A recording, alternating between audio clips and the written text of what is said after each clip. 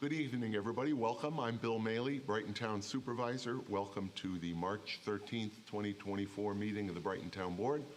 I hope you all enjoyed the beautiful day we had today. In just a moment, we will begin the open forum portion of our meeting. The open forum is the opportunity at the beginning of a meeting for the public to share their comments, their questions, their thoughts with the town board, and for us to listen. If you're watching us on YouTube or on our cable access channel, you'll have the opportunity to participate, but you're going to have to log in to our Zoom meeting. If you're on Zoom, you're where you want to be if you want to participate in the open forum, or for that matter, in the public hearing that is on the agenda as well tonight. I think by now, 4 years ago today, the world was shutting down, and by now, most of us have done a Zoom meeting or 200. But if you need help on how to connect to this Zoom meeting, there are instructions on the Town of Brighton webpage, www.townofbrighton.org. As we always do, as we've done for years, our meetings are made accessible to the deaf and hard of hearing community with our ASL interpreters. Thank you both for being here tonight. We appreciate it. As a reminder, the agenda for tonight's meeting is on the table at the rear of the room for people who are here in the room. It's also available on the Town of Brighton webpage. Again, www.townofbrighton.org. I'll ask if you're able to please rise and join us as we start the meeting with the pledge to the flag. I will ask Councilmember Corrado to lead us, please. I pledge allegiance to the flag of the United States of America and to the republic for which it stands, one nation, under God, indivisible, with liberty and justice for all.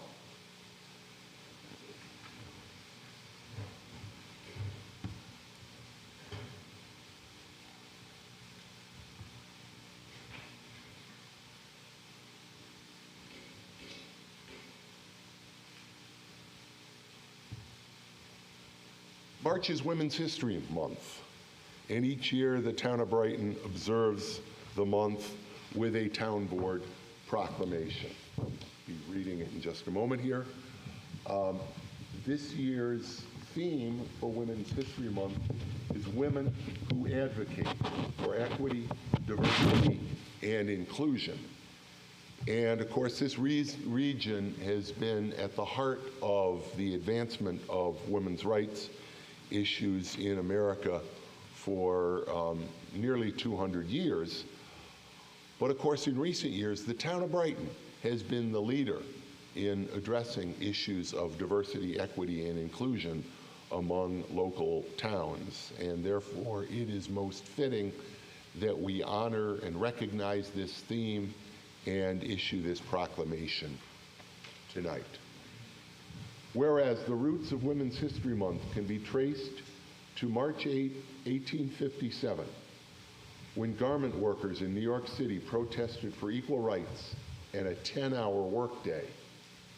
And whereas the first Women's History Week was created by President Jimmy Carter in 1980 to underscore women's achievements and show support for the contested Equal Rights Amendment. The more things change, the more they stay the same, unfortunately, which proposed guaranteeing equal rights under the law and prohibiting discrimination based on sex.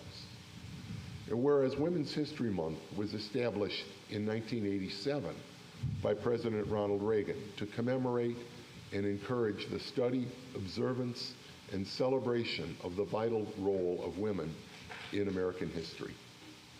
And whereas the theme of this year's celebration is Women Who Advocate for Equity, Diversity, and Inclusion, honoring the multitude of women, past and present, who understand that a positive future is one that eliminates bias and discrimination entirely from our lives. And whereas women have long realized that an uneven playing field will never bring equality or justice, and many courageous women have heeded the critical call to speak up and fight for fairness in our institutions and social interactions. especially now as women's basic rights have again come under attack legislatively and judicially across the nation.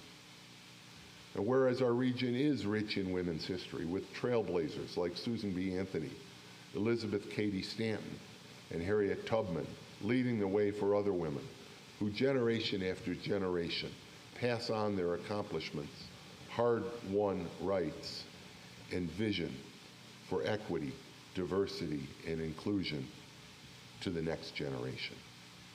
And whereas the town of Brighton recognizes the importance of equity, diversity, and inclusion, having adopted the first Inclusion, Diversity, and Equity Action Plan of any town in New York State, reflecting our community's desire to be thoughtful and proactive towards making Brighton ever more welcoming and inclusive. Now, therefore, be it proclaimed that I, William W. Maley, Brighton Town Supervisor, and members of our Town Council, do hereby recognize March 2024 as Women's History Month in the town of Brighton, and we urge all residents to embrace the values of equity, diversity, and inclusion, and to celebrate those, especially those women who advance those values in our community and beyond.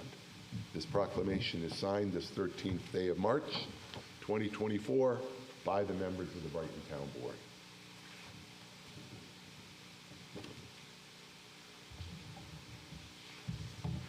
I'm going to stay up here for just a moment, not because I have another proclamation, but we got some great news to share and a little sign to show off.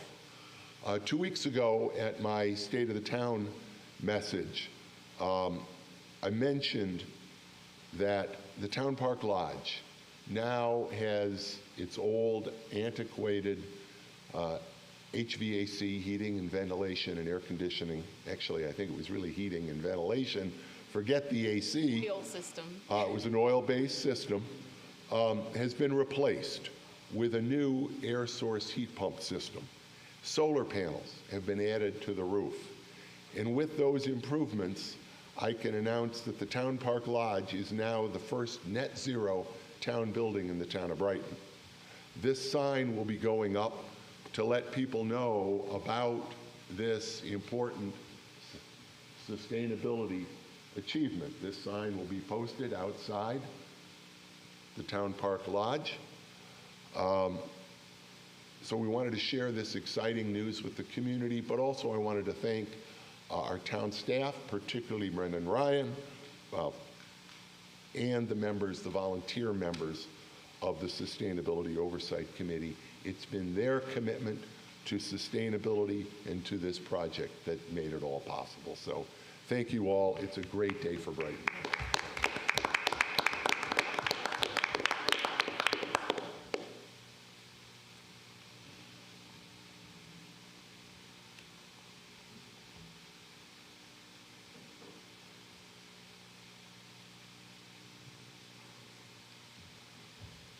Okay, now we will begin our open forum, which we hold at the beginning of every town board meeting.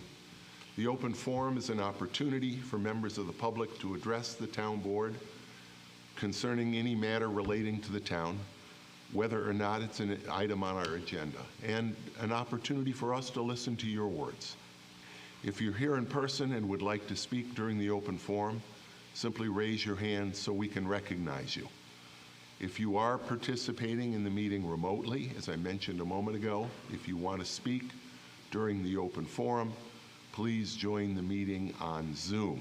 We won't be able to admit folks from our YouTube live stream or from the cable access channel, but we will on Zoom. You'll be admitted from the Zoom waiting room by the host if you use the Zoom raised hand function, although we will be taking speakers who are here in the room first. As always, I ask all speakers during the open forum, whether you're speaking in person or remotely, to please state your name and address. Please limit your remarks to 3 minutes, and I'll give you a 30-second warning before your time expires. We may not be able to answer questions you may ask tonight, particularly if your question relates to a matter that is not on the agenda tonight. But our goal tonight and during the open forum that we hold at every meeting, again, is to give you the opportunity to share your thoughts with us and for us to be able to listen to your words. So please direct your remarks to the town board, not to the room or other speakers. Please refrain from personal attacks of any kind, from outbursts of any kind during the open forum, out of respect for the other speakers and out of respect for the time of everybody here tonight. Persons who don't follow these rules during the open forum may be directed to end their remarks. I'll give you a warning, but failure to do so may be ultimately result in being directed to leave the meeting. So please do follow these rules this evening. I'm going to call on Mr. Underberg first. I know he is here to speak with a matter that is personal to him. So, Mr. Underberg, if you would please take the podium and share your thoughts with us. Got a bunch of notes here that this thing's been going on for a couple of years, so 3 minutes is not going to. And by the way, feel free to submit any and all of that material to the town clerk, and we'll make sure it's part of the record. Great.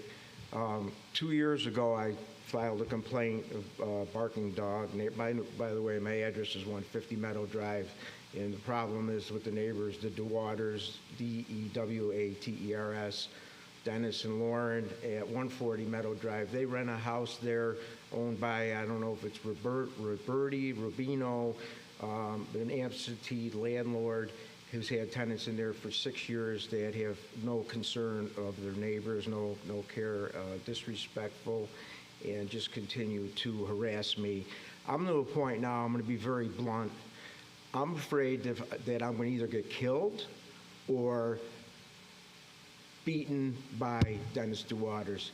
He's half my age. He's twice my size.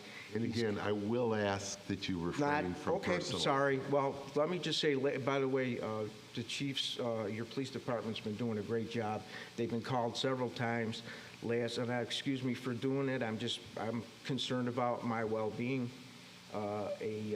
Officer Bacelos came in. She told he was on my property, the neighbor was on my property. I'm walking down the street, I called the police immediately, she came. He always comes up with a story why he's going in my yard. He said there was a ball in my yard from his dog. Well, it ends up being there's no ball. He had the tape recorder with him. He was coming in there to do something underhanded, as he's done several times. He's physically attacked me. He's been deliberately rude. He's got this dog that just continues to bark, him and his wife. I have a complaint now signed. Mr. Mancuso was supposed to get a court date set. I don't know what happened to that. But this is why we're here now, because this court date hasn't been set, and this has been dragging on. And Judge Morris let this thing go because I agreed to withdraw the charge 2 years ago, and we're back at it. And she's the one that told me to take video and continue on with, what am I saying, something wrong again? She told me to take video of this, and I have a whole thing of it here, which I thought I'd have time to show you tonight, but apparently I don't. So I'm worried about my health, my well-being, and this is also to do with more than the dog ordinance. This is to do with Chapter 40 animals, 40-6, 40-8, 40-9, and Chapter 102 noise. I'm talking fast because I want to get my 3 minutes in. 102-3 is a noise ordinance, and that's A, and then 102-3B is also an ordinance. And these are things that need to be enforced, and these people either need to move, either have the dog seized, and or be fined, because I'm not going to live in this town and pay those taxes and be disrupted for the last 6 years because people have no consideration for me. Okay, and I've had surgery and I've had health issues, and I don't have to worry about somebody coming and attacking me in the middle of the night. I'm not going to look over my shoulder. I can't even go in my yard and 30 seconds, please. Thank you. I can't even go in my yard and sit there and drink a cup of coffee or rake leaves because this dog is dangerous. It has escaped. It has chased other dogs, other people, and the neighbors in the neighborhood will verify it. If the dog warden would go and knock on the door of the police and go and get reports. So I'm not the only one that's complaining about it. All the neighbors are complaining about it. And here I sit, Mr. Mancuso, who's supposed to be the town attorney, is supposed to have this thing taken care of a couple weeks ago. Thank you. I'm done. If you would like to submit any of your Dan papers and to the Dan town has done a clerk, you're great welcome job. He's to. been doing your job. And by the way, I contacted your office a few times to call me, and you never did. Bridget left messages for you to call me because of this problem. I've left messages with Mr. Zimmer. There's been other people involved with this because those people have thrown garbage all over my yard. Nobody in this town has done a darn thing. Time, Mr. Underberg. We allowed you to speak first. I'm going to defer to counsel, Mr. Mancuso, who I know can provide an update. Yeah, with respect to these, so a lot of those allegations I wasn't aware of. The only thing I am aware of is the complaint that was filed with respect to the dog noise issue that has been filed. It is in my office. I am coordinating that with the dog control officer to have that processed and discuss the allegations in terms of how it can proceed. So there will be a further update provided to the property owner and the complainant in due course once I am done working with the dog control officer on the matter. Thank you.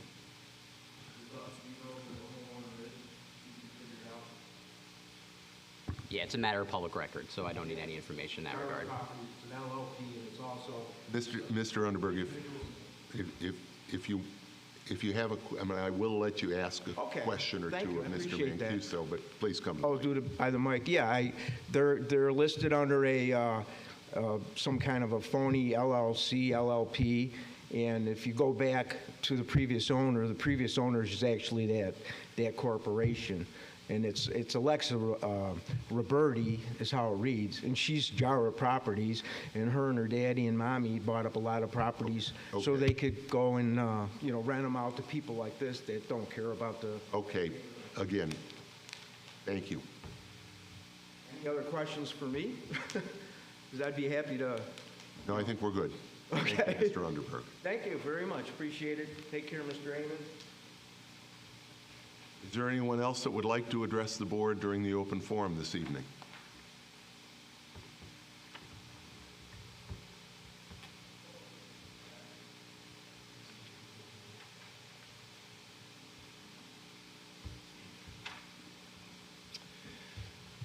My name is Ed Pelta, and I've been a Brighton resident for 35 years. My children attended Brighton schools, and now my first grandchild is a student at Council Rock. In short, free speech is not an unlimited right. As I'm sure the town's council is aware, governments can impose and have imposed reasonable time, place, and manner restrictions on speech.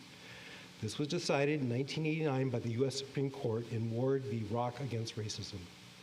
First, these restrictions must be content neutral. I believe those in support of sensible restrictions agree that such restrictions should apply to all content. No one should be trying to censor content so long as it does not otherwise cross the line of unprotected speech, such as speech that communicates or incites a serious intent to harm.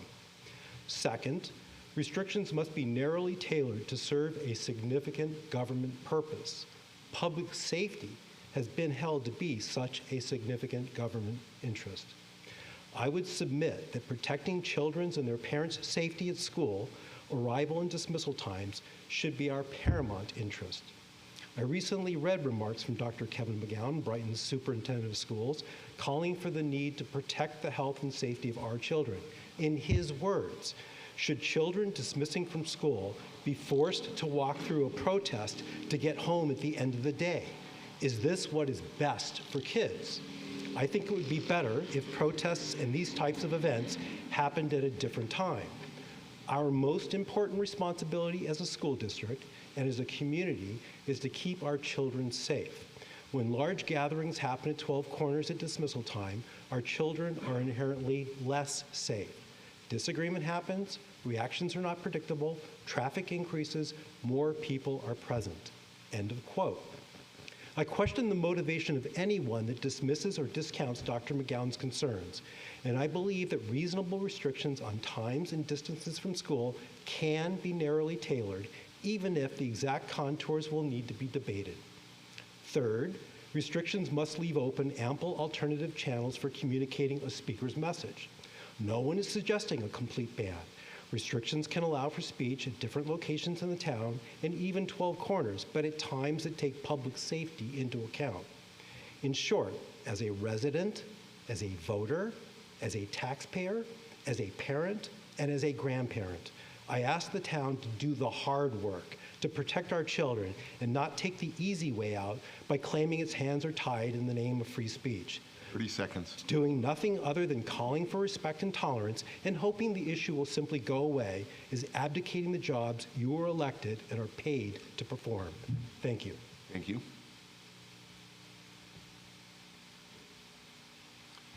Yes, sir.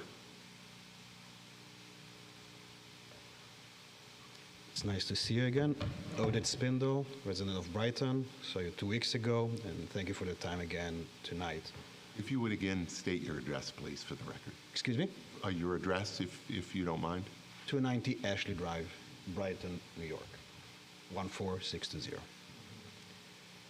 As you probably, I assume, read my letter, I have two quick questions, because I assume you read my letter from 2 weeks ago, which was submitted to the minutes and handed to each one of you. At the end of the letter, there was a request by many others that I represented to have a formal written response to the request we made. I'm wondering if one was issued, and if not, when can we expect a written response to our request? In particular, in light of, I believe, an item that was on the agenda for the public safety discussion yesterday morning that was removed at the last minute. So that's question number one. Topic number two, 2 weeks ago, at the end of the session, I had certain discussion with council members and offered, just like what I described in my letter with Mr. Mustafa, to have a discussion which we are part of the solution and not part of the problem. My hand that was reached out to individuals wasn't responded by a follow-up, which is okay. I'm just wondering if the attendance of council members at a protest or a demonstration that clearly involved tarnish of Jewish values and symbols is something that this town holds hardly to its values. Because to me it was a very big surprise. Not having a discussion is one thing, but representing the town that has a majority of Jewish people in an event that had tarnish of Jewish values and symbols was shocking. So if you can please address these two questions, it will be appreciated. All I can tell you is that no item was on the agenda for the Public Safety Committee. There was a discussion by residents who were there yesterday, some of whom are here again today. We obviously have read not only the form letter that we received from 38, 40 or so people, but other communications, and we will take all of that information as well as all of the spoken words that we've heard into consideration. Can we expect a formal written response? We will take all of what we hear into consideration and determine what, if any, action is appropriate. Oh, I'm sure that's okay. I'm just wondering, once a determination was made, can we get the formal Well, written- obviously, anything that the town board does relating to this or almost any other matter, there's a few limited items that can be done in what's called executive session, which is, things like litigation, matters relating to personnel. Anything that this town board does, we do in open session. What is the timeline that we can expect to see? I don't have a timeline for you right now. 4 days or 4 years? Well, it won't be 4 days because we don't have another It town might be 4 board meeting years. in 4 days. And the second topic, this is the values that we hold to town representatives? I appreciate you asking that question, but I really can't answer that right now. Anybody else want to make a comment, potentially? Thank you. Is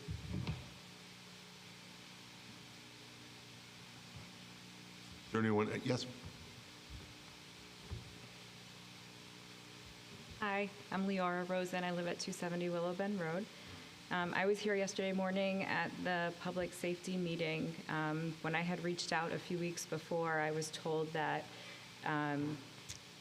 the topic of protests at 12 Corners and safety of our children would be top of the agenda at the meeting yesterday morning. And when I showed up, it clearly was not. I had shared what my 11-year-old son had told me, who's a student at TCMS, and that seemed to resonate with a few of the town council members, so I appreciate that. I went back to him yesterday and said, if you could say anything to the board, I'd love to bring him one day, but I don't know that he's ready. I said, what would you share? And he said, well, everyone has the right to free speech. And I said, absolutely. I love that that was the first thing that you said. And I said, and anything else? And he said, yeah, these are not peaceful protests. And I said, what do you mean? My 11-year-old and my 9-year-old went on that Sunday with my husband to the protests because we're not available to go with them at dismissal time. We're working. So it was an educational experience with parent supervision to see what was actually happening. Vulgar profanities were directed to my children along with the middle finger. They left within 5 minutes. This was not a peaceful protest, and they told me that day. That needed to be shared. It was quite the learning experience. We already knew that from the Tuesday and Friday before. You have the ability to really do something, and you enact time, place, and manner restrictions here for everyone's safety, and it's very reasonable to do the same in our town. So just going back to what my 11-year-old said, nobody's trying to take away free speech. We value that. That's what's the most beautiful thing about this country that we live in. But inaction is unacceptable. So please, please think long and hard about doing the right thing for the safety of our children. Thank you. Thank you. We're going to listen to all the speakers. Meredith.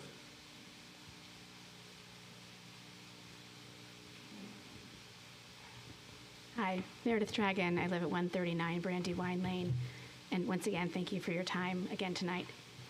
2 weeks ago, concerned citizens came to discuss an important safety and security issue in our community. And yesterday, as Leora just said, several of us came to the Public Safety Committee only to learn with disappointment that this issue was not being addressed. I and many others are deeply concerned about the rights of free speech and of free assembly. And right now, community members are concerned about gatherings in 12 Corners because they are scared for their safety, and their rights are being violated. Placing parameters around when people can gather, like those we even have here tonight, only serve to protect all of our citizens. In the same way we use permitting for discharging fireworks, so should we have a process for demonstrations. This shouldn't be controversial. It's certainly not in most communities. In fact, it's an expectation.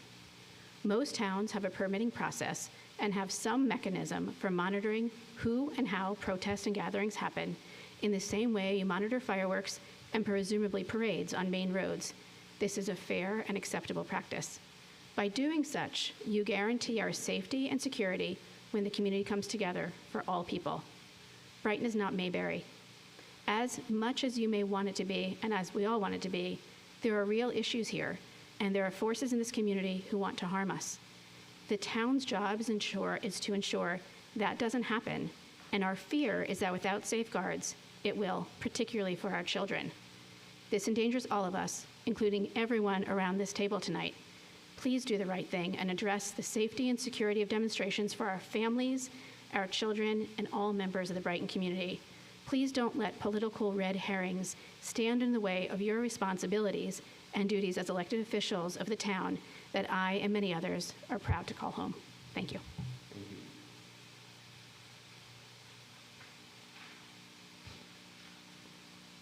Is there anyone else that would like to address the board during the open forum? Then, Robin, we do not normally turn the open forum into question and answer.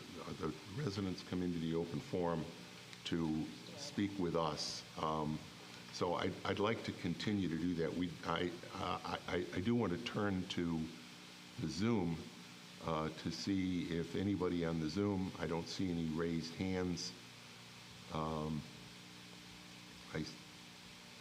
Is there anyone on the Zoom that would like to address the board during the open forum?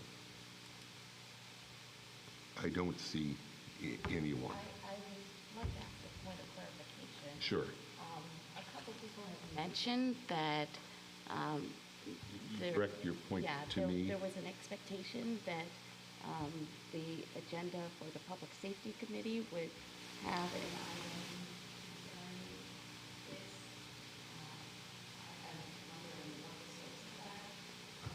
concerning this. I know, I certainly didn't discuss putting any agenda item on the agenda. What we did do is give people the opportunity, as we do at every meeting, both committee meetings and town board meetings as a whole, to come in and speak during the open forum. And that was done. That continues to give us input as to the thoughts of the community on this matter. But there was never an item on the agenda for. Correct. It was an item never on the agenda. My response while I was on vacation to the first notice I got of the event was my intention to review this at the Public Safety Committee meeting, top of the agenda, as I said in my email. But with 26 people that came in to speak with us at the town board meeting 2 weeks ago, I felt that that was sufficient discussion of the issue. And therefore, as I advised Leora, excuse me, I'm stumbling on your last name, excuse me. Just before the meeting, when you asked about the time of it, I said we had removed it. I hadn't put it on. It was never on the agenda. And it was I put it on the agenda because of the ability to discuss it at the prior meeting. And the opportunity to discuss it at the beginning, as was done, of this meeting. So I hope that, yeah. But it was never, yeah. nothing It was never on. moved. It was never, Yeah. it was never Yeah. put on the agenda. Okay. Again, is there anyone on the Zoom that would like to address the town board during the open forum? Sir, I'm asking if there is anybody on the Zoom that would like to participate in the open forum. You've had your opportunity to speak. As I said earlier, we are listening. This is not, as people have said, this is not a simple topic. This is a topic that we want to hear and discuss with all appropriate parties. So that's the answer. It is not on the agenda tonight. I see, sir. It's not on the agenda tonight. The open forum is as we do at every meeting, and we've given you. Sir, would you like to speak for one more minute? I'm happy to allow you to come up to the podium and speak for one more. Sir, okay. Chris, can I have a motion to approve the agenda? Since you're not willing to follow the rules or to take the opportunity to speak to us, Chris, can I have a motion for the agenda? We would like to. All right. Well, As I indicated, would you please state your name, sir? Spindle to 19. Sir, would you please state your name and address again? Odette Spindle, 290 Ashley Drive, Rochester, Thank New you. York. Go ahead. As I indicated before, it would be a wonderful thing to have a broad discussion about how we can deal with this in an effective way that brings all sides. I agree with you. This is a very complicated topic. I understand it, as I indicated in my letter to you, that I hope you read. But instead of standing behind these type of meetings, we need to have a discussion. By avoiding a discussion and just going into more radicalized opinions, we're not going to solve it. So here I am inviting the town, let's have a discussion. Don't take it off the agenda, put it on the agenda. Allow the people who want to protest, allow them to do it in a manageable way. The people who want to support this site, allow them to do it as well. We are here saying, do it, let's do it the right way. Thank you. Is there anyone else that would like to address the board during the open forum? Hearing none, Chris, can I have a motion to approve the agenda? Bill, I move to approve the agenda. Second. Discussion? I want to clarify, well, we'll do that when we get to the public hearing. Dan, please call the roll. Councilmember Werner? Aye. Councilmember Wilt? Councilmember Corrado? Aye. Councilmember Salzman? Aye. Supervisor Mealy? Aye. Public hearings. Tonight we have one public hearing. It is the continuation of the hearing on the incentive zoning proposal for the Topgolf proposed sports and entertainment facility near the corner of East Henrietta and Westfall Road. As you'll recall, at the last meeting and at several meetings before that, the public hearing was opened. Members of the public had the opportunity to speak, and then the public hearing was tabled. We have taken it off the table at previous meetings to reopen the public hearing, and I would ask for a motion now to again take this matter of the public hearing on the incentive zoning proposal off the table so we can reopen the public hearing. That we take the matter of the public hearing for the proposed incentive zoning application off the table. Second? Second. Thank you. I declare then that the public hearing on the proposed Topgolf Sports and Entertainment Facility is again open. That is a proposal for incentive zoning review. The long-awaited communication from the DEC has been submitted. You have it here with your packet. And I would ask that that be included in the record of this public hearing. It is a communication dated March 11th, 2024 from the New York State Department of Environmental Conservation. It is addressed to John Battaglia, P.E., at Ensol Inc., 661 Main Street, Niagara Falls, New York, from Mark, well, the name is similar, but two N's, Amen, A-M-A-N-N, P.E., from the Department of Environmental Conservation. So that public hearing is now open. This communication is in, and I would ask if there is anyone here tonight that would like to address the board on this public hearing. Sorry to interrupt, Supervisor. Did we need we did a motion and a second to remove from the table. Did that need to vote? Did we vote? You did not vote, Perhaps we did. Supervisor. I Okay. didn't mean to interrupt you, All but right. now that you're finished, I was going to say the same thing that the Thank clerk you. pointed out. Then we do have that motion and seconded. My bad. There's a lot of procedural things. But I It's figured since there was a important. move and a No, no, second, there it's probably was a vote important. needed. So Christine made the motion, and Robin I believe seconded. Robin seconded. Councilmember Werner? Aye. Councilmember Wilt? Councilmember Corrado? Councilmember Salzman? Aye. Supervisor Mealy? Aye. Okay, now the public hearing is open. Now I would ask that that item of communication that I so thoroughly described a moment ago, and I won't describe again, be entered into the record. Is there anyone here that would like to address the board on this public hearing? Is there anyone on Zoom? Again, if you would like to participate in this public hearing on Zoom, please use the raised hand function. You'll be unmuted and have the opportunity to speak. I see no one there. John, is there anything you'd like to say about the letter?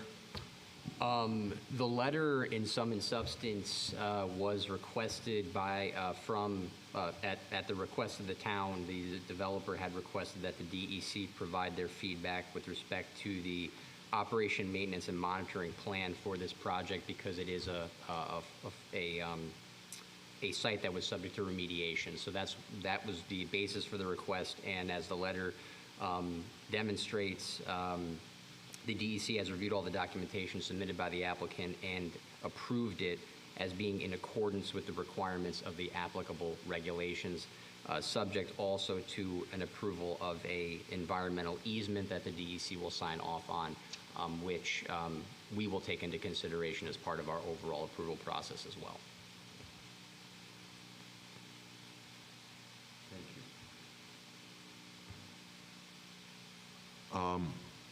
This hearing has now been open for several months, opened and tabled and reopened for several meetings. We did have people submit testimony on the first night of the hearing. We have not had any testimony submitted since that time. Accordingly, unless members of the board feel otherwise or council feels otherwise, it seems to me that we close this public hearing tonight, review the materials, and at our next meeting, after staff's involvement, make a determination of significance and act as appropriate under seeker. We can also at that time, should we choose to do so, take action on the substance of the incentive zoning proposal itself. But we have time to, between now and then, to move forward and, and see whether, whether everybody's ready to do that.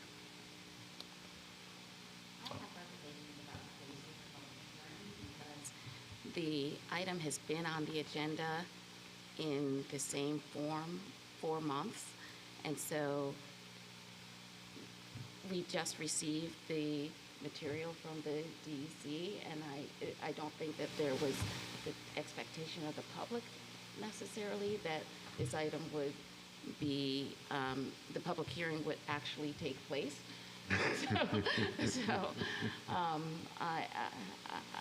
out of an abundance of caution, I don't have a problem with that.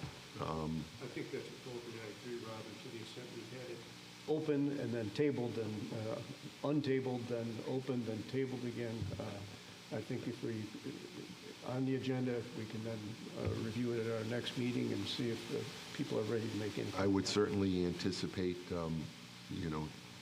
again, taking, after we close the hearing, presumably, again, I can't foresee the future, but presumably we close the hearing at the next meeting, take seeker action, and perhaps take action on the substance of the project itself. But that's certainly not a problem at all.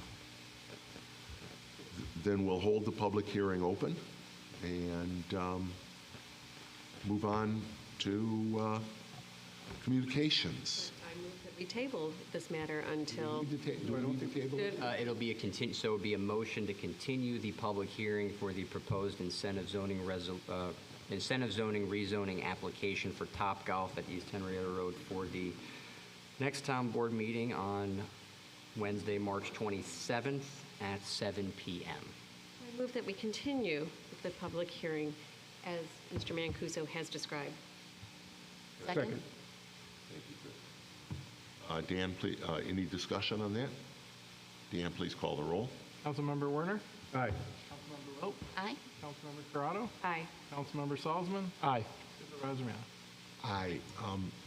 I do see someone on Zoom that it's indicating is connecting to audio, but I have not seen that person's hand raised. So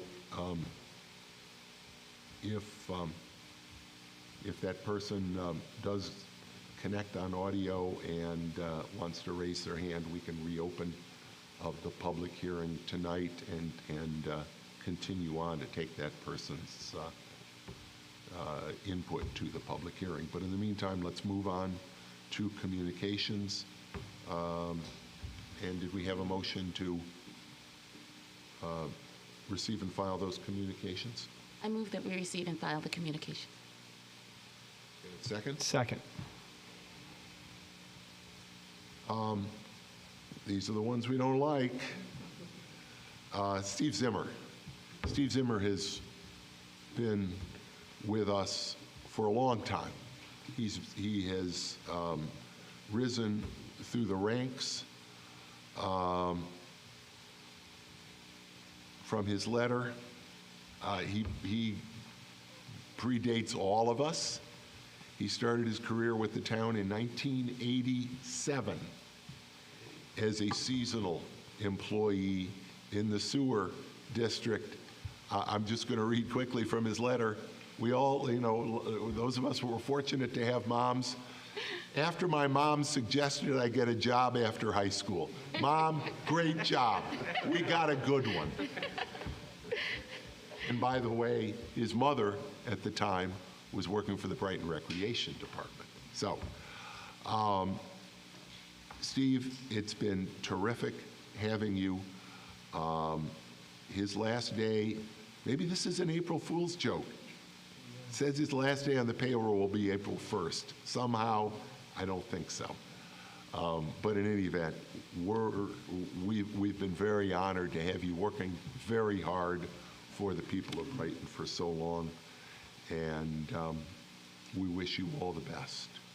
I know, Jim, you haven't had a lot of time to work with Steve, but I know you've seen in your short time here what a diligent and competent person he is. He's also been a great help to me getting on board here, so he will clearly be a significant loss.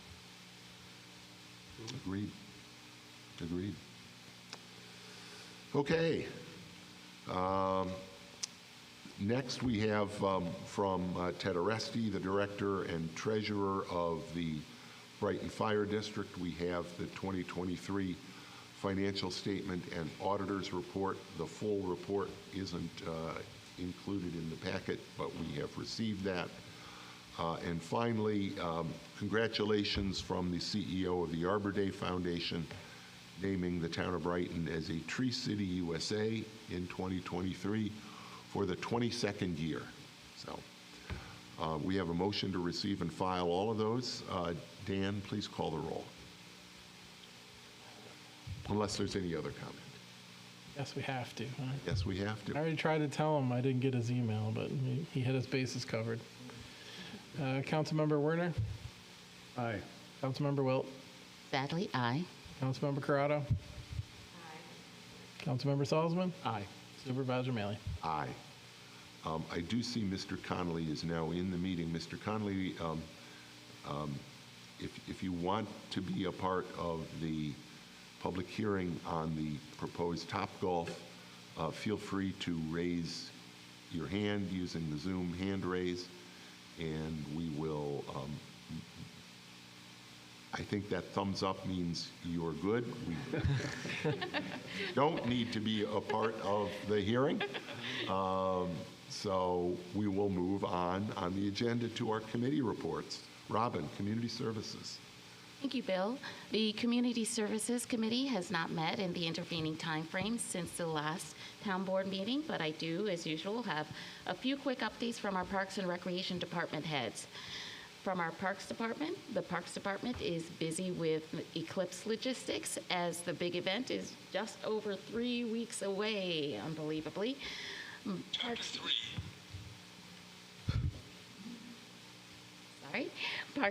Parks maintenance crews have been especially busy over the last few weeks with the spate of decent weather and increased park usage.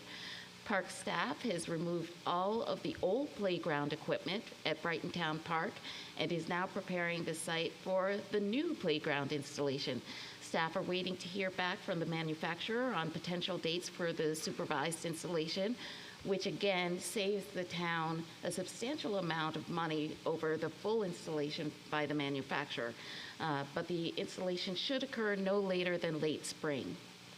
The Parks Department is holding a field use meeting tomorrow, Thursday, March 14th, to review usage agreements for town fields and facilities for all organizations currently registered to utilize town facilities. The department has renewed its mowing contract for the second year running and anticipates a late April or early May start to the mowing season. Buckland Park seasonal facilities will be open beginning March 28th to accommodate the April 8th total eclipse event. Fingers crossed for continued warm weather. Remaining seasonal facilities, however, at other sites will open toward the end of April. The department will reinstall all tennis and pickleball court nets at the end of March. Park staff is also setting up maintenance material orders for imminent delivery. This includes soil, field clay, grass seed, stone dust, mulch, playground chips, field paint, etc. For anyone who may know someone looking for seasonal employment, the Parks Department will have an opening for one seasonal position this year and will work with town HR, Human Resources, to find interested candidates. That job posting should be available on the town website soon. I hope all you moms are out there listening. This is a great opportunity for your son or daughter. Absolutely. Might end up working here as long as Steve Zimmer. Then from our Recreation Department, as usual, we have some exciting spring events and ongoing programming. The Brickyard Trail Art Exhibition opened successfully over the past weekend. It will continue on March 16th and 17th, 23rd and 24th from 10 a.m. to 3 p.m. at the Buckland House, 1341 Westfall Road. I think most of the town board members had an opportunity to swing by over past weekend. If anybody would like to add additional commentary, feel free. Well, I sure will. You know, the group, what I call the Trail Buddies, Fran Reed, Mark Arpag, and Peggy Dempsey, and really joined by Anya Nikas, did just an extraordinary job putting together the exhibit. There are more artists participating this year, over 20 artists participating, different media, just a whole range, including computer generated from mathematical formula to shadow box to watercolor to photographs. It was just wonderful. They gave me a very nice surprise by including some photographs that I had taken and framed. Thank you, Anya. But it's a great show. I'm glad people are going to have 2 more weekends to see it because it's a wonderful opportunity to see the work of some very, very talented people, and maybe inspire some folks to see the trail for themselves. Absolutely. The show, again, is free and open to the public. We hope you will take advantage. Next, I wanted to announce that Family Springo Night is coming on Friday, March 15th from 6 p.m. to 7 p.m. Come hang with the family for a fun night of celebrating the arrival of spring, the solar eclipse, and St. Patrick's Day with bingo or Springo. Registration is required for this event. Space is limited. The full details for the event is online on our Brighton Town Recreation website, www.townofbrighton.org/rec. Also upcoming is the Brickyard Solar Eclipse Bunny Trail. This opens on March 22nd with a ribbon cutting ceremony at 12 p.m. on March 22nd at the Elmwood Avenue Brickyard Trailhead. And the rain location will be Brighton Town Hall. But hop along with us for our springtime solar eclipse themed bunny search along the Brickyard Trail, and full details again are available online.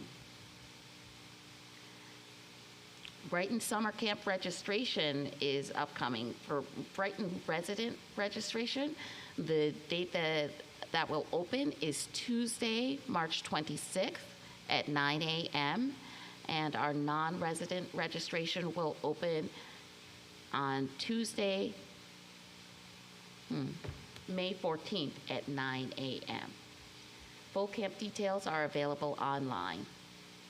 And again, our Brighton Total Solar Eclipse event is on Monday, April 8th from 1 to 5 p.m. at Buckland Park. You can join us for an afternoon of music and fun as we experience this once-in-a-lifetime total solar eclipse as a community. Full details, again, are available online. Our Brighton Seniors Lunches Out and About is our monthly calendar where you can join us for lunch out and about in the community. The locations change, but we always have a good time with friends enjoying food and sometimes lively entertainment. Full details and sign up for the monthly newsletter to stay abreast of all the fun things happening with the Brighton seniors is again available online at www.townofbrighton.org/rec. Lots of things coming up, and so I hate to belabor the point, but our Arbor Day tree planting is coming up at Buckland Park, 1341 Westfall Row, on Saturday, April 27th, from 9 a.m. to 11 a.m. The Brighton community is invited to the annual tree planting event at Buckland Park. All ages are welcome, but children must be accompanied by an adult. Location specifics will be shared with event registrants, and we do ask you to register online at Brighton Rec.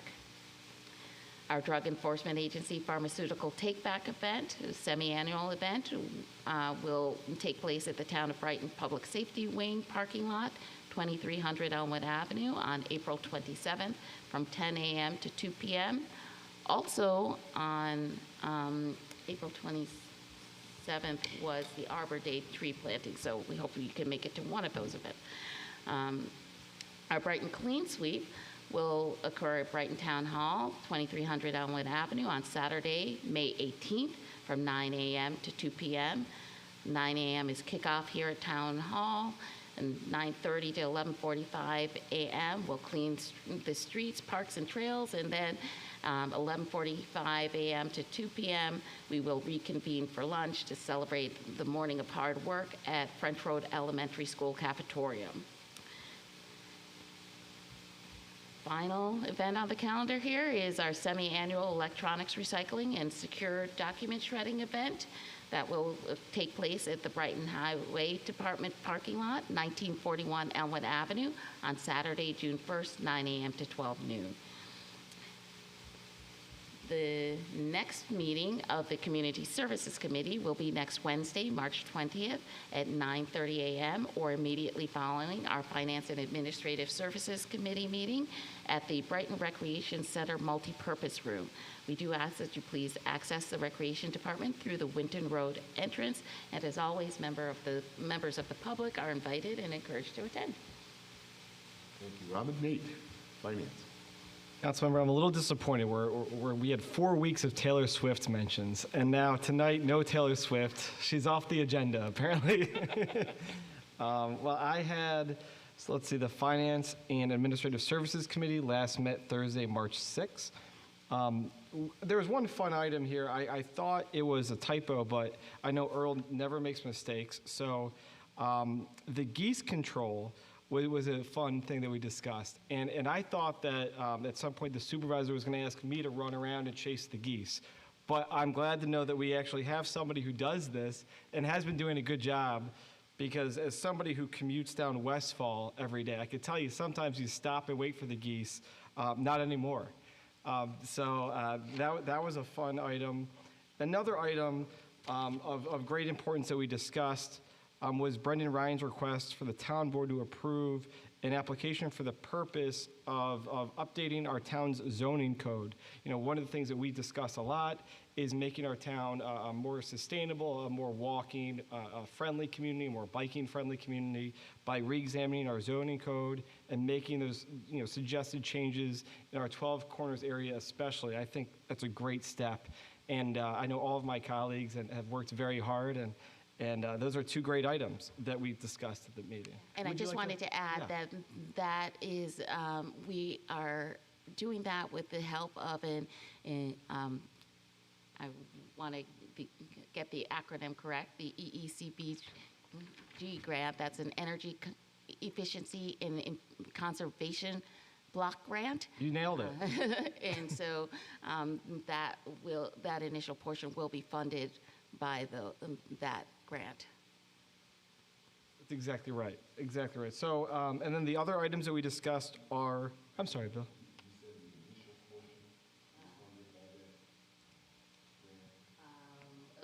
Well, Toward first year of expenses related to updating the town zoning code.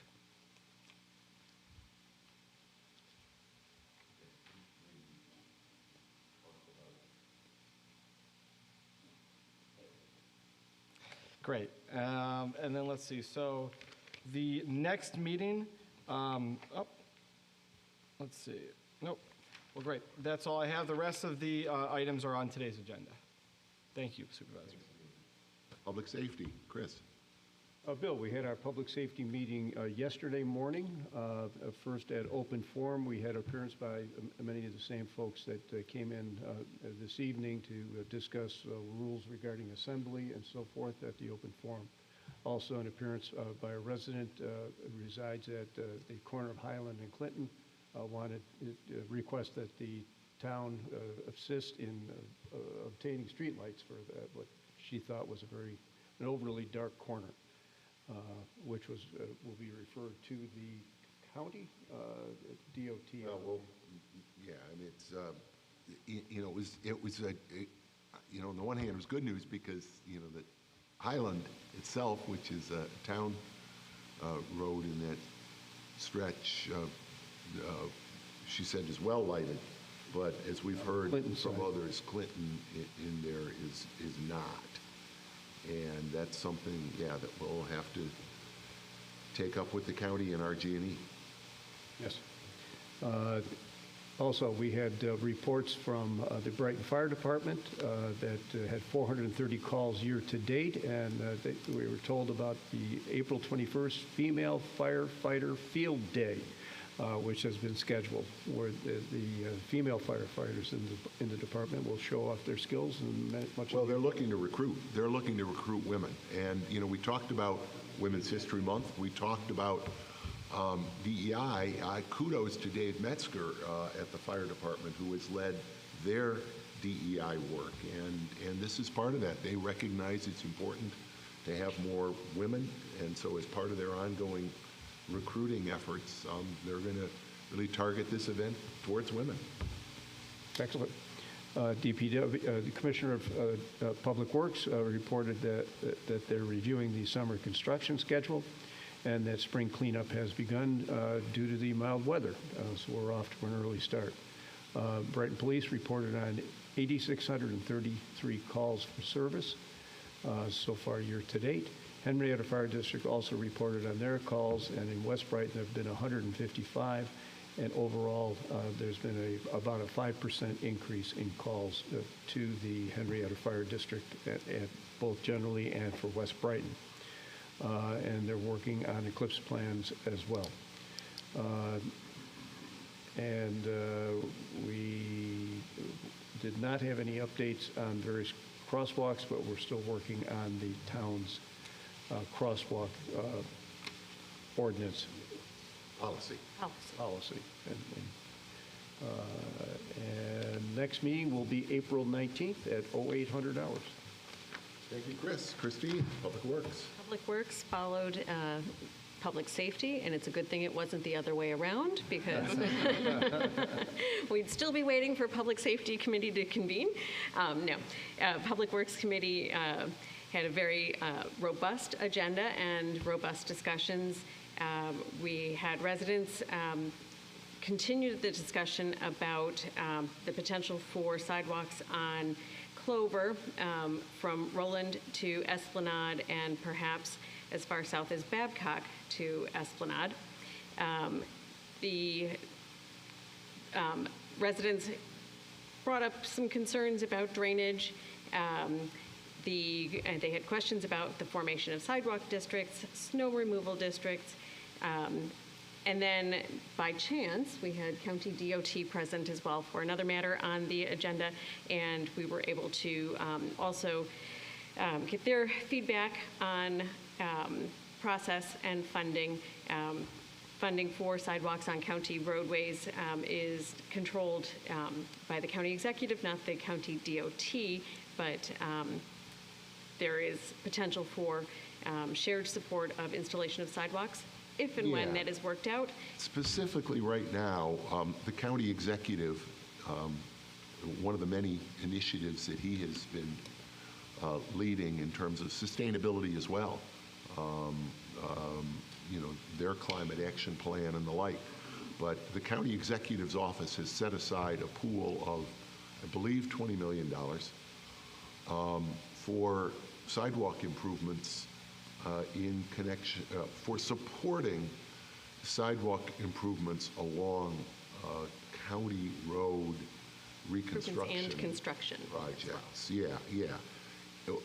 What they would do is support half the cost with the town or the municipality picking up the other half of the cost. So that is something that is administered through the county executive's office. It's separate from the county DOT. And it's something we'll look at, although one of the challenges we face is that the county's project in question, the Clover Street project, is not going even into design work until 2027, with an expectation of construction in 2029. So one of the questions, $20 million is a lot of money. On the other hand, sidewalks cost a lot of money. And I don't know how long that program will be available, or whether it can be front and loaded. So we will have some further discussions on that with the county executive. But I appreciate the county executive's willingness to initiate a program like this. It's a terrific opportunity for all the towns in the county, and we are going to make the most of that opportunity. Hopefully the stars will align on this one. In other matters, there was presentation of a new bike boulevard route to kind of parallel South Winton. There is a proposed route from Highland Avenue to Westfall, and starting at Highland at Oakdale and ending on Westfall Road at Avalon and the Winter Market. And the committee is agreeable to designating the route as a bike boulevard, which, for those who aren't familiar with bike boulevards, it's an alternative route with fewer conflicts with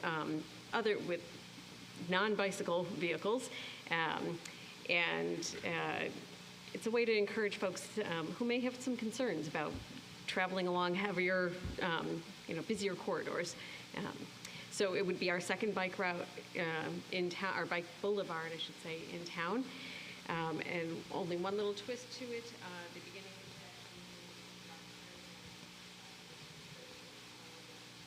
coordinating with the city in designating that a new bike boulevard. We had a request from the National Grid to advance out of town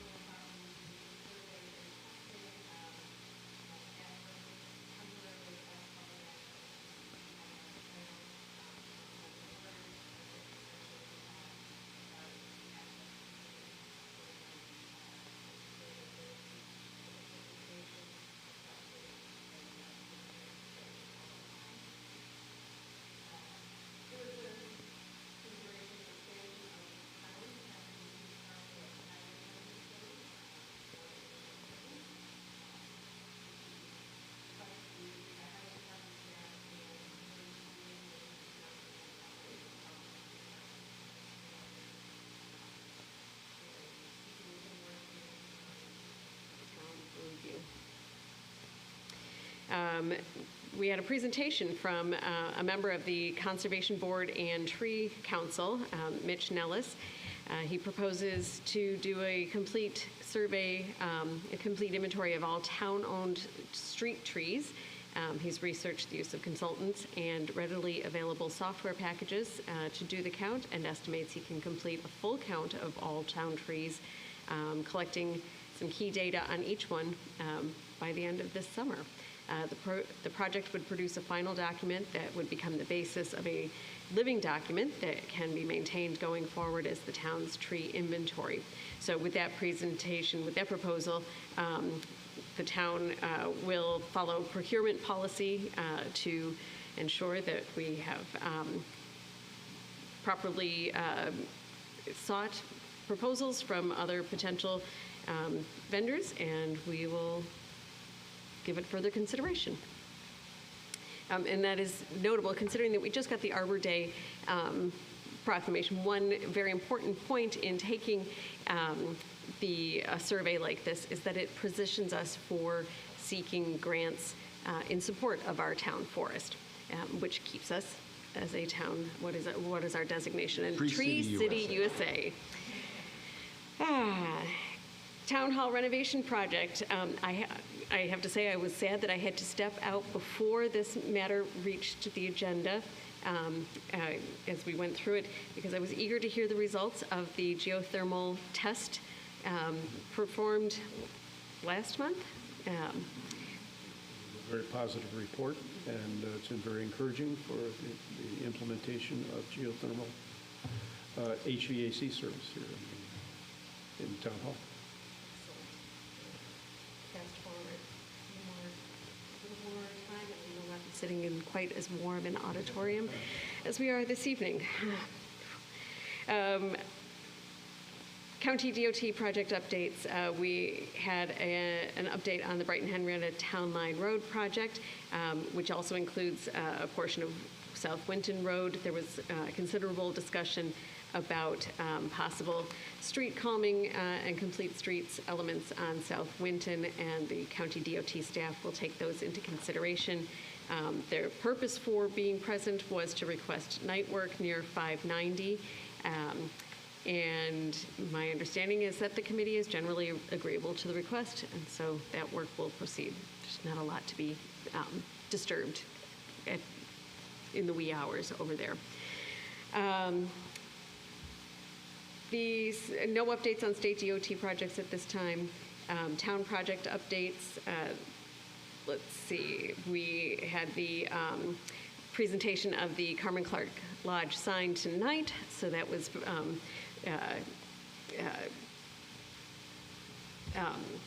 addressed in yesterday's meeting. The Chelmsford Lane Bridge, we're waiting on word on grant funding if we are recipients. The Multiversity Trail project is scheduled to meet. A public information meeting will be held next month, and ideally one will be held at Town Hall, as well as locations that are touched by that trail. The Complete Streets policy, it continues under review by the supervisor and the attorney to the town. We anticipate seeing that when it's ready. The Climate Smart Community recertification is still in process, and there was continued discussion of the development of a town-owned tree nursery. At this point, town staff are working on developing a budget for the initiative and securing funds for it. Last, there were no trees on the pending removal on the committee's agenda this month. Anticipate a very large list next month, or even by the next meeting. And we had one brief update on the website page, the web page that provides information for tree service providers, and it now provides information for community members who seek registered tree service providers to do work on their property. So thank you very much for adjusting the content on that page so it serves the community as well as the potential tree service providers. Goodness, it's warm in here. Mm-hmm. Well, and with that meeting finally wrapped up at 11:20 in the morning. We will meet next on April 9th at 9 in the morning, or if public safety runs long, maybe a little later, but public safety never runs long. Thank you, Christine. New business, Nate, reading and approval of claims. Earlier today, I reviewed claims totaling $737,001.17. Notable in It is hot. yeah. Not just me, good. Notable claims include payment to the Brighton Volunteer Ambulance. That was actually the largest payment we made. We also made payment for the repair of town-owned streetlights and also lease payments on vehicles in the sewer and highway departments. Bill, the claims all appear to be in order, and I move for them to be approved. Second? Discussion? Hearing none, Dan, please call the roll. Councilmember Werner? Aye. Councilmember Wilt? Aye. Councilmember Corrado? Aye. Councilmember Salzman? Aye. Supervisor Manley? Aye, let's keep on going with the finance. Nate, the next one, Not please. folded up today. I'm sorry, a little mixed up here. The next matter seeks to approve the updated 2023 budget transfers and appropriations and the related reappropriations to the 2024 budget for approved grants and other projects not yet completed. I move that we adopt the resolution as prepared by the attorney to the town. Second? Earl, anything you want to say about this one? List was presented last board meeting, and it changed slightly, so we just thought it was appropriate to put the whole list through again. So it is something we looked at 2 weeks ago, and just with some additions and closing the year end. There should be no further additions after this. Any further discussion? Hearing none, Dan, please call the roll. Councilmember Werner? Aye. Councilmember Wilt? Aye. Councilmember Corrado? Aye. Councilmember Salzman? Aye. Supervisor Manley? Aye. Why don't you do one more, Nate? Yeah, you got it. The next matter seeks to approve transfers from the debt service reserve account balances to the appropriate funds in the amount totaling $3,550. I move that we adopt the resolution as prepared by the attorney to the town. Second.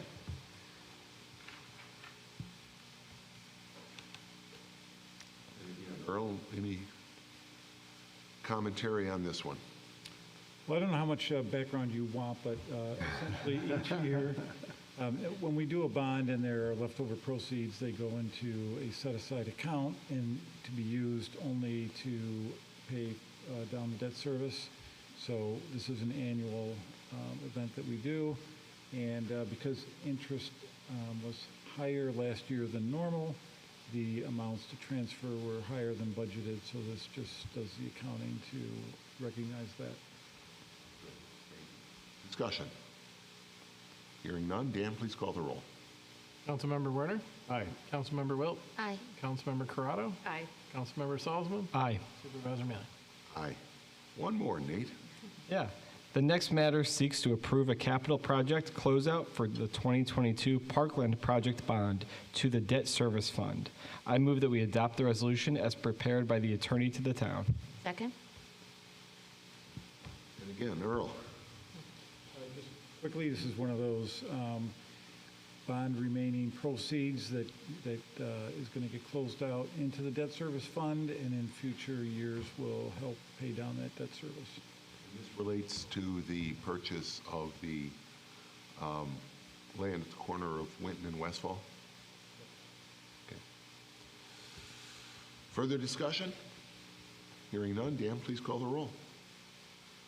Councilmember Werner? Aye. Councilmember Wilt? Aye. Councilmember Corrado? Aye. Councilmember Salzman? Aye. Supervisor Manley? Aye. Chris? Bill, the next item is to authorize the supervisor to sign agreements from M&T Bank to replace the custodian of required collateral uninsured deposits from the Bank of New York Mellon to Wilmington Trust, N.A. I move that we adopt the resolution before us. Second. And I was out of town for the Finance Committee, so I did have a question that I shared with Earl and with John. Wilmington Trust is an affiliate of M&T Bank, and I wanted to be certain that although I recognize that as custodian, they are really holding collateral to collateralize uninsured deposits, any deposits from the town in excess of the FDIC limits. So they're already collateralized.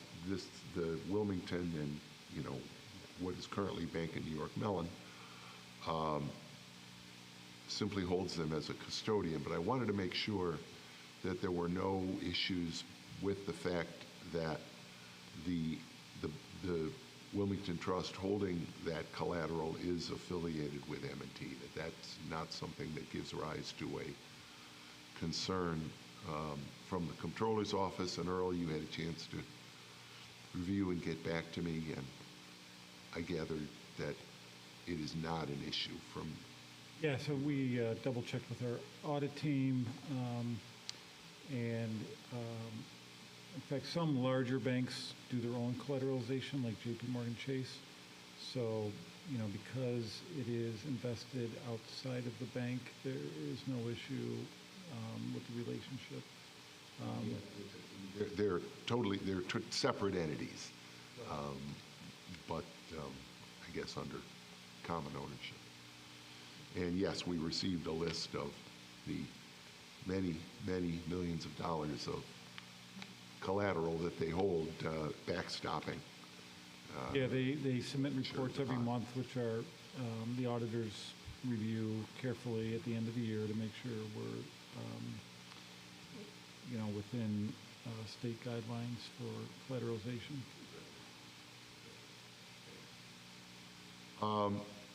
Any further discussion? Hearing none, Dan, please call the roll. Councilmember Werner? Aye. Councilmember Wilt? Aye. Councilmember Corrado? Aye. Councilmember Salzman? Aye. Supervisor Mealy? Aye. Since I don't want Nate to do everything all night. This is our last chance to have. Even though he was real excited about that goose control contract. Christine. Tossing it over to the other goose fanatic here. The next matter seeks to authorize the supervisor to enter into an agreement with Geese Control of New York for the provision of geese control for an amount not to exceed $670 per month from April 1st to June 30th, 2024, and August 1st to November 30th, 2024. I move that we adopt the resolution before us. Second. Unless, Nate, you'll do it for Wes? I was going to say, this is our last chance, Chief, to have me go out there and run around in the fields, but... One point of clarification for the town board. The agenda references 670. That is the amount that was in the contract for 2023. The proposal, which is correct in the resolution before the board, is for $695 per month for 2024. But the resolution is correct. So with that friendly amendment to the resolution. I don't even think it's an amendment to the resolution. Correction. but it's With that noting, correction, then. It's noted. Agenda change, yeah. Yep.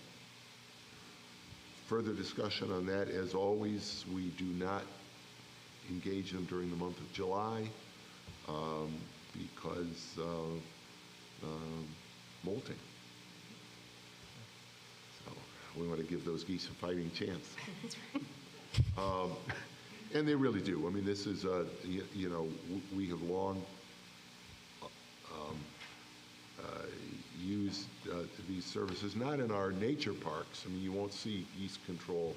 We got a lot of geese on the Brickyard Trail, but we don't do the work there. We do it in other, mostly our drainage area around Lac de Ville, which is not a nature park, which is a town drainage area and which has a lot of geese that seem to like Lac de Ville Boulevard as much as they like the pond.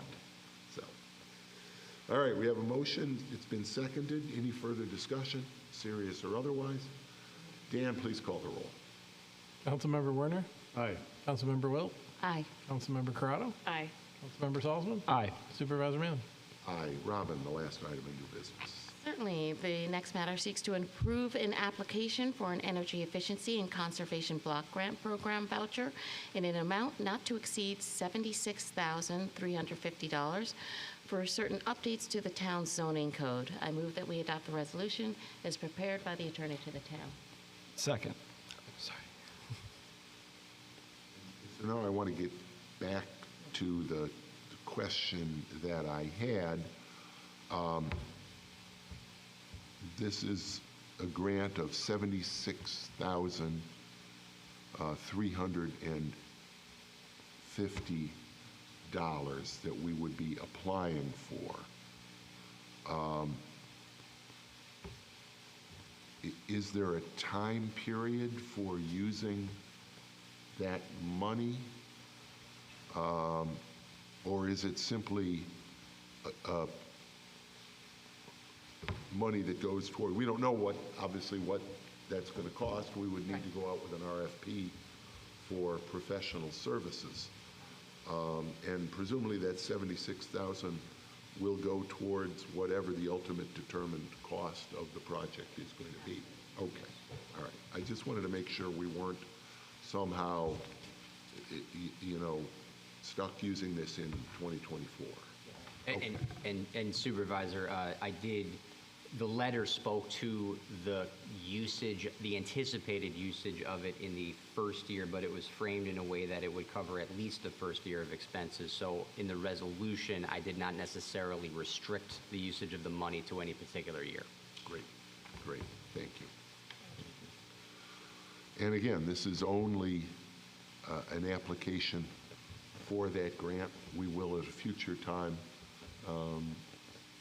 issue an RFP and frame that. And again, I think the scope of that comes through clearly here. This is really focused on our commercial corridors, looking at implementing some of the concepts that were part of our planning documents, our comp plan, the Monroe Avenue charrette, to look at mixed uses, look at somewhat more dense and diverse mixed uses along particularly Monroe Avenue, but our other commercial corridors as well. And that's the work that would be done to revise our zoning code when we get to that point. I might add, ideally, this is happening in anticipation of the state DOT's reconfiguration, rebuilding and reconfiguration of Monroe Avenue. We hope there'll be some review and consideration of the configuration going forward. Because that also is something that has been addressed in the past specifically in our Bike Walk Brighton active transportation plan. So, all right, we have a motion seconded. Any further discussion to apply for this grant? Dan, please call the roll. Councilmember Werner? Aye. Councilmember Wilt? Aye. Councilmember Corrado? Aye. Councilmember Salzman? Aye. Supervisor Malley? Aye. Matters of the supervisor. This is a recurring topic, but the town is always looking for opportunities to collaborate with other municipalities or other entities and to save money. Today I was part of a meeting with our insurance brokers reviewing potential renewal terms of our property, casualty, liability, and similar insurance coverage for the upcoming policy year. For many years, the town has been a part of an organization called the New York Municipal Insurance Reciprocal, or NYMIR, which is a consortium of cities, towns, villages, counties, and other local municipal bodies across the state that was formed, over 20 years ago. Now, I don't remember exactly when it was formed, but there were concerns at the time. Local municipalities, particularly smaller ones, were not just even a matter of being priced out of the market. Nobody would write insurance for them. So you had local municipalities really struggling to maintain safe insured operations. NYMIR was formed to provide a vehicle that A, would be there, particularly when insurance availability, as it periodically does, becomes challenging, but also because it's not run in the same way as, the big insurance carriers. The goal was to be able to save money on premiums, and over the years we have done exactly that. Looking forward to the 24-25 policy year, some of our lines of coverage will increase somewhat, single digits, but others will stay the same or even fall, the premiums. I was particularly pleased to see that the public officers' coverage, the premiums for that coverage would fall under this proposal. So this is just one of the ways we continue to work in collaboration with other entities to manage our financial affairs in as prudent and responsible a way as we can, and to save money on important services. Another thing I had the opportunity to do today, at 2 o'clock this afternoon at the police department shift change, I had the great pleasure to present a certificate to Chief David Cathaldi. Today is the 25th anniversary of Chief Cathaldi joining the Brighton Police Department.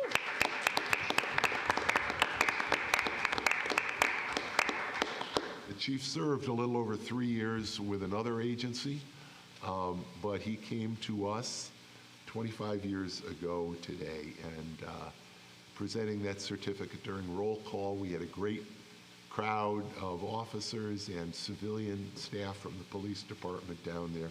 It was an opportunity to, Chief, to not only recognize, your years of service, your length of service, but your commitment to work with the community, with all parts of the community, implementing the philosophy of community policing that has been a staple of the Brighton Police Department, not only during your 25 years, but before that. But that commitment starts at the top, and you have made it one of your core commitments to the Brighton community. And because of that, it is really part of the DNA of the whole department. It carries through to every member of the department. I hear, commentary from community members. We heard tonight a gentleman talk about his positive experience working with one of our police officers. And that commitment to community policing is one of the reasons I say with great confidence that there is no finer law enforcement agency in the state of New York than the Brighton Police Department. So thank you for those 25 great years, and congratulations. Supervisor, I appreciate that. The men and women of this department do an outstanding job day in and day out. And as I said at the presentation, which I was a little caught off guard by because the captain kind of snuck around and got the certificate. Captain Caraballo worked behind your back with me to get that certificate signed and give you a little surprise. He did, but it's really great work that they do. And as I told them, there's no other department, and I truly mean that. There's no other department. There is no other community I'd rather work for. We do a fine job in this community day in and day out. And when I say we, I mean the team that's assembled here tonight. We get it right 99.9% of the time. And it's just a great community to work for. And it's been a pleasure for my last 25 years. So thank you. Birthday, many happy returns. Robin talked about the solar eclipse coming up and all of our festivities, so I won't belabor the point too much more.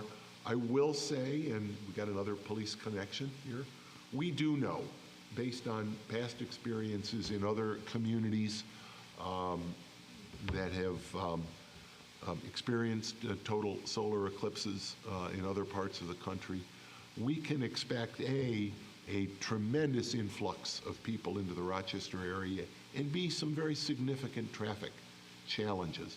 One of the reasons we thought it was so important to have a community celebration in Buckland Park is to give people in the Brighton area, many of whom I know are going to have family and friends come visit from places that aren't as fortunate as we are to have beautiful weather in the month of April and a total solar eclipse to take advantage of.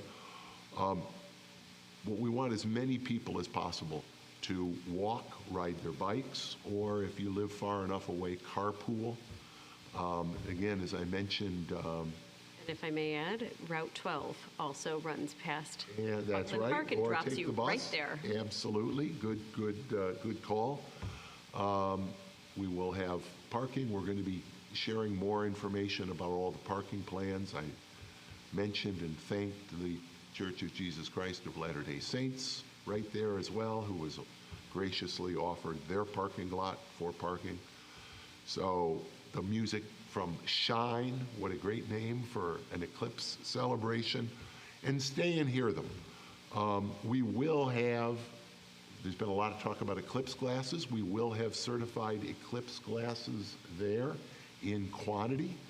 So if you come to the Buckland Park that day, we will have eclipse glasses for you. We ask that you bring a non-perishable food item for the Brighton Food Cupboard. We're pleased to be able to work with the Brighton Food Cupboard to help meet their needs and encourage people to bring those non-perishable food items. But we're going to give you the food, we're going to give you the glasses in any event. But help the community out with a food item. Stay tuned for more information. Lots of exciting events around town in the lead up to April 8th and the eclipse. Matters of the attorney for the town, John. No matters to report tonight, Supervisor. I like that. Matters of the town clerk. Nothing this evening. Matters of the town board. One very brief addendum to the Arbor Day celebration. It has been, the location has been confirmed.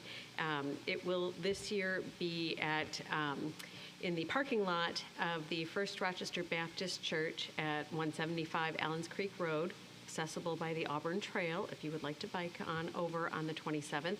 It's in collaboration with the Brighton Central School District and Color Brighton Green.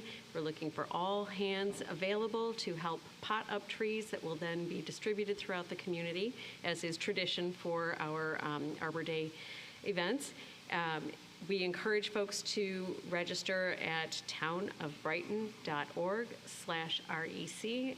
The Arbor Day celebration is at the very top. Right now it still says Buckland Park, but don't be fooled. It will be at the First Rochester Baptist Church parking lot. Thanks. I just had a quick thing, Supervisor. Christine and I got to go celebrate the opening of Crumble Cookie. Oh, yeah. Which I wanted to congratulate on the record here as coming together.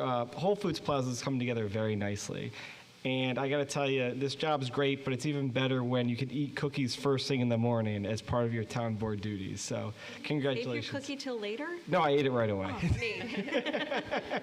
So I just wanted to congratulate Crumble Cookies for opening it. Absolutely, and there is, I believe there's one storefront left in the Whole Foods Plaza. The Whole Foods Plaza has been fully leased up, and the Good Feet store is currently planning on moving from another town to the Whole Foods Plaza on or about April 1st, so we're really excited. That's a name.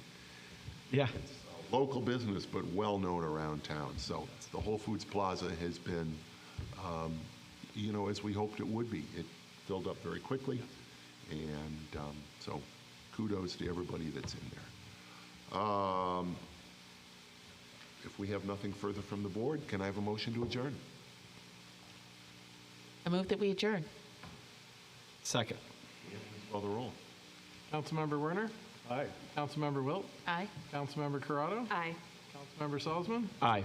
Supervisor Manley? Aye. Thanks again to our ASL interpreters. We will see you hopefully again 2 weeks from tonight, March 27th, 7 p.m., right here in the auditorium. Have a great evening, everybody. We're on the website.